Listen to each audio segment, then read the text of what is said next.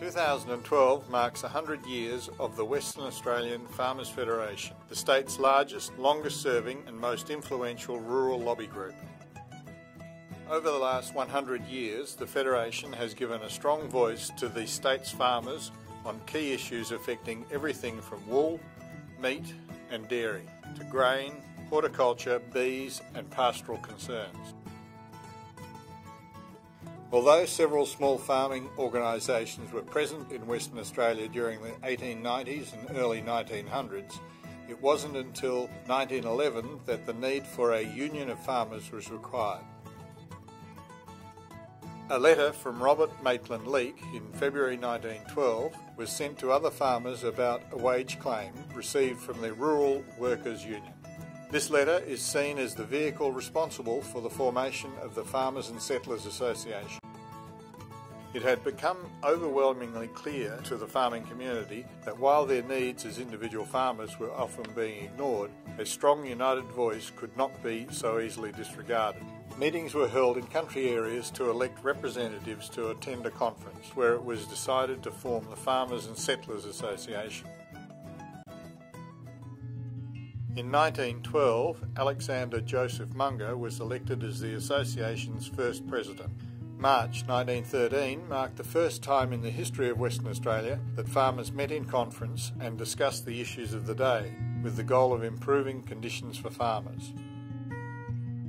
At this conference, delegates also voted to form the Country Party for the purpose of securing direct representation in the federal and state parliaments.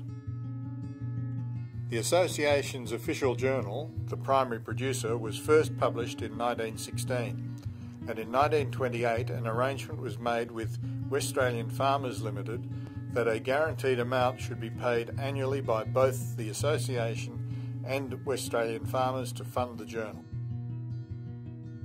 The association changed its name to the Primary Producers Association in 1920, and following the formation of the Southwestern Provincial Council of the PPA, a dairying section of the association was established, with subsequent divisions into butterfat and whole milk.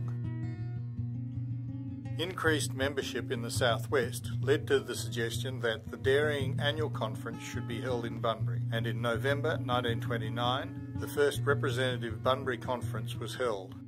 Sectionalisation became necessary for the PPA, and the decision helped to give each commodity the expertise and experience to lobby for the needs of each section. The divisive forces of the worldwide depression in the early 1930s had caused a split in the two farming organisations in Western Australia, the PPA and the Wheat and Wool Growers Union. By the 1940s, the desire for unity resulted in negotiations, and in 1943 a merger was proposed. At the annual conference of the PPA in 1944, the incoming executive was authorised to bring about amalgamation. In May 1945, the PPA executive referred the amalgamation issue to the annual conference, where it was decided to renew merger efforts. At the same time, the Wheat and Wool Growers Union agreed to a new joint committee conference, and it was decided to call a combined conference of delegates in February 1946. It was there that the final decision to amalgamate under the name Farmers Union of WA was made. The first annual conference of the new union was held on February 18, 1947, with Walter Noakes elected first president of the Farmers Union of WA. Membership increased substantially following the merger, and a new site was purchased on Adelaide Terrace, and plans were prepared to renovate and add on to the existing buildings.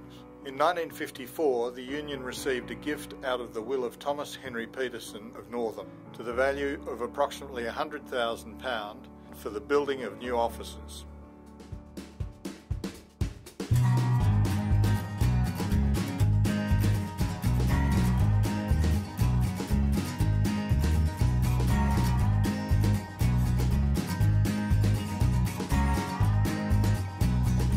John had the capacity to pull people together, and if there was a disagreement, he would pull them out of a meeting, sit them down quietly, and just thrash out the differences.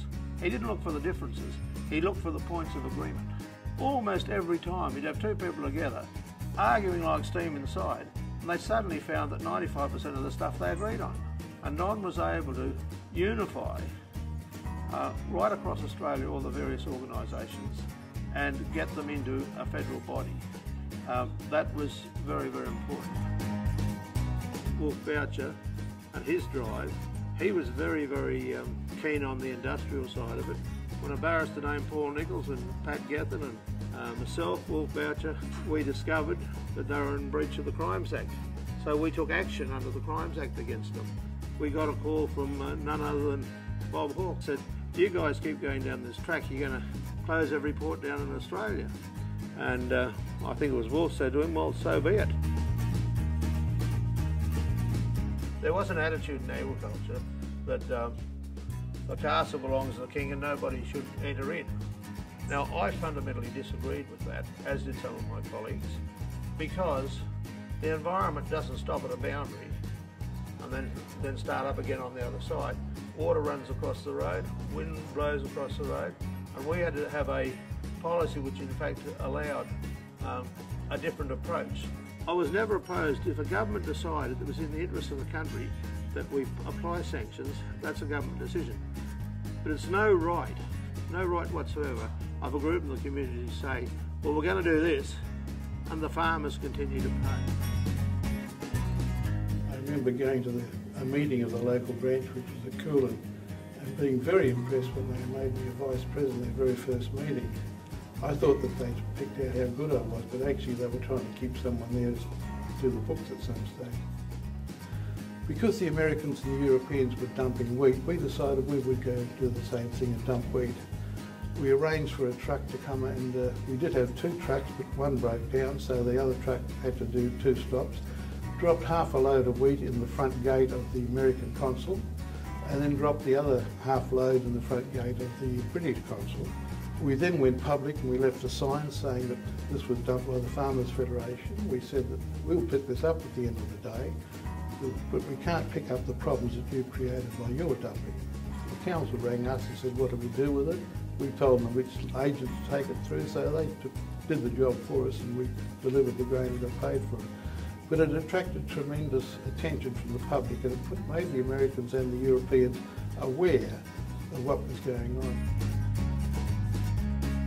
To represent rural interests is my way of meeting people and interacting with people, and I've had a lot of pleasure out of doing that. I was one of the ones that wanted or thought it was the right thing to negotiate with the government of the day, that was the Keating government, because they were promoting a thing called coexisting title on pastoral lease land. And that would have been the native Aboriginal interests having equal title to the pastoralists. And that would have been a totally unworkable situation. We were able to negotiate that out of or off the agenda. Where do you think farmers would be without the Australian Farmers Federation? Damn sight worse off than they are today. I mean, you go back and have a look at some of the things that the organisation's done. You know, I think they've got a lot to be grateful for. And I'm not thinking of anything in particular here, but the battles that have been fought in the past, yeah, I think there would have been a lot of things that farmers would have been facing today that the existence of this organisation made sure they didn't. In 2001, we, for the first time in Western Australia, we were able to get exceptional circumstances assistance to help those farmers that were affected by drought. We did modernise the organisation in my time, where we set up a board of management where we were able to bring in outside expertise, and one of the first financial experts that we had on that board was Peter Wiltshire, who was then head of regional banking. And Peter's knowledge of the banking industry and how finances should be run was of enormous value to us. Since then, we've been able to attract other people, business people and so on. It has really moved the Federation forward into a new age. In my early years, we were still in the years of deregulation of the dairy industry. They were very difficult for the dairy farmers, and it was really an era, whilst during my presidency, an era of deregulation. The reserve price scheme for wool had already fallen, and the industry was grappling with that, struggling along and unfortunately in decline. And then of course we had the Iraqi wheat debt, where Australia imposed sanctions against Iraq, and essentially the wheat farmers of Australia took the brunt of it, and we launched a major campaign to be recognised for the debt that was owing to us. But I think we can quite comfortably make the statement that farmers would be far, far worse off financially if you didn't have a lobby industry that's probably the envy of the world. Well, yeah, I think it's a fantastic achievement for an organisation like this to survive for 100 years in a pretty tough environment. You know, when you have to survive in a political environment, in an international environment with drought, frost and famine and a whole thing of range of issues, it's a real credit to the people that have gone before us to hold this organisation together and to achieve the achievements they have over that 100-year period.